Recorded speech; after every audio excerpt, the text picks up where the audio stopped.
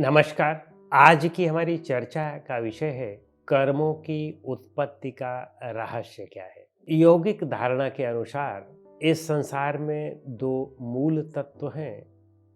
एक पुरुष है, दूसरा प्रकृति है।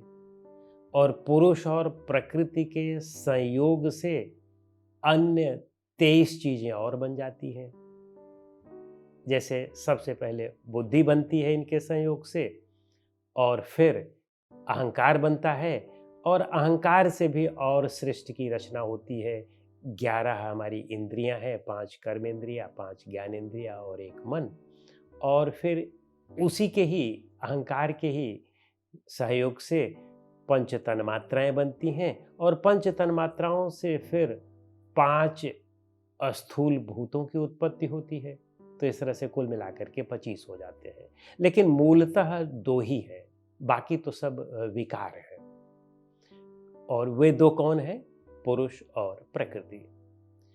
पुरुष को अक्रिय कहा गया है, निष्क्रिय कहा गया है, यानी पुरुष में क्रिया नहीं है।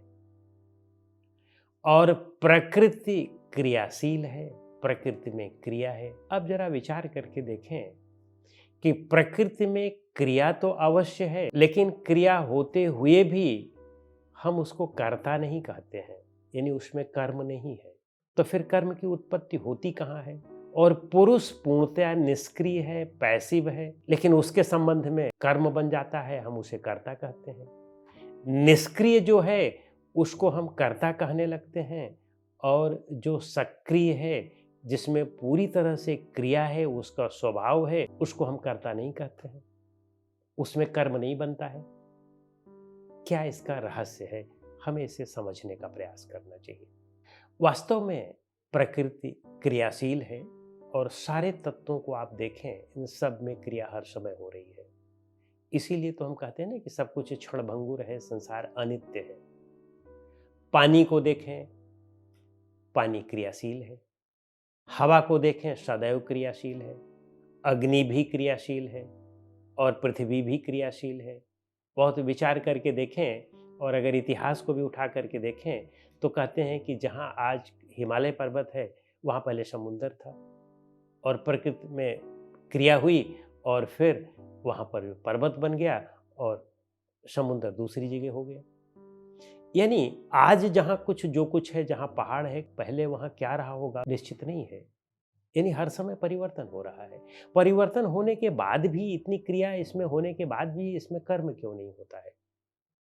क्योंकि इसमें चेतनता का गुण नहीं है, ज्ञान का गुण नहीं है। तो इसलिए क्रिया ही होती रहती है इसमें।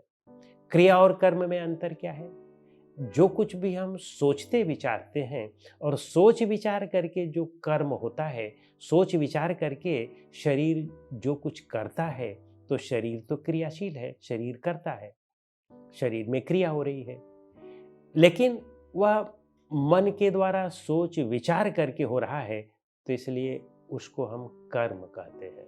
यानी सोच विचार प्रकृति करती नहीं है, वह चेतन के सहारे करती है। चेतन के सहारे उसमें सोच विचार होता है, मन चेतन के सहारे सोच विचार करता है, चेतन के आधार पर सोच विचार करता है।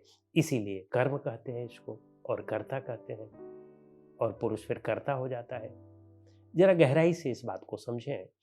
क्या होता है कि जैसे दो टीमें हैं, खेल रही है, क्रिया हो रही है। एक रेफरी होता है। रेफरी जो है वह तटस्थ होता है, वह खेलता नहीं है, लेकिन निर्णय देता है कि कौन जीता, कौन हारा, कौन कितने गोल बनाए, किसने क्या किया। तो रेफरी निर्णय देता है। वास्तव में उसी तरह से जो पुरुष है वह निष्क्रिय है, वह केवल दृष्टा है इस जगत का।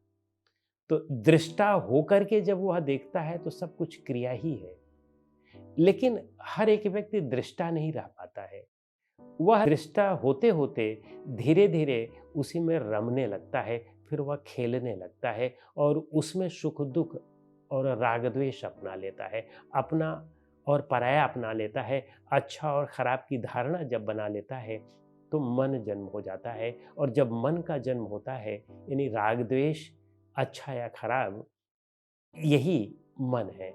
और जब मन पैदा हो गया, तो फिर मन सोचना विचारना शुरू करता है, वही तो रस लेता है ना, वही तो सुख दुख का निर्धारण करता है ना, वही तो अपना पराया का निर्धारण करता है ना।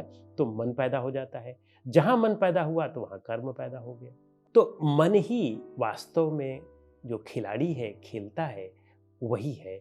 मन ही खिलाड़ी है, और जब खिलाड़ी खेल खेलने लगता है तो उसको हम कर्म कहते हैं। तो वास्तव में ये जो कर्म है, यह पुरुष के लिए श्राप है, यानी आत्मा के लिए यह श्राप है। यह कर्म ही तो हमें बंधन में डालता है, यही तो हमारा श्राप है। हमारा जो मूल स्वरूप है वह तो निष्क्रिय है, हम तो अकर्ता हैं। लेकिन हम इस संसार में जो क्रिया हो रही है, उस क्रिया में अपने आप को लगा लेते हैं, और उसमें अपने आप को जोड़ लेते हैं, संयुक्त कर लेते हैं, और फिर उसी में रस लेने लगते हैं।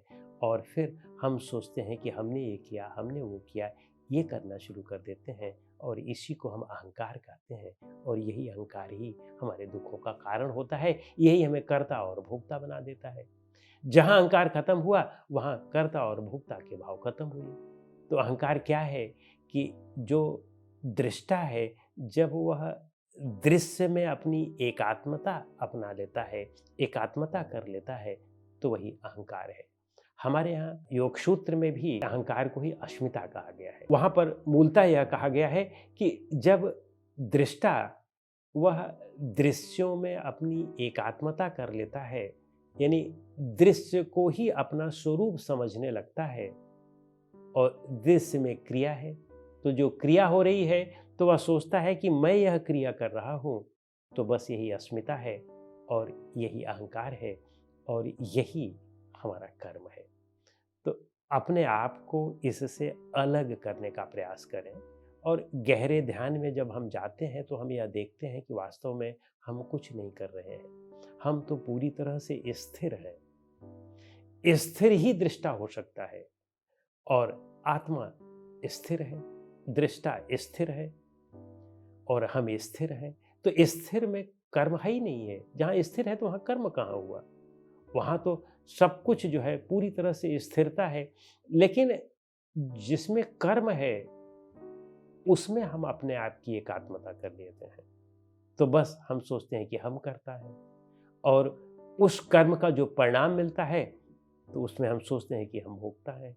तो कर्ता और भोक्ता यह हमारे औपाधिक गुण हैं, यह हमारे नित्य गुण नहीं है। औपाधि से हमने इसको अर्जित कर लिया है, अज्ञानता से अर्जित कर लिया है। जहाँ यह अज्ञानता हम दूर करते हैं, तो कर्मों की उत्पत्ति ही नहीं होती है। नमस्कार।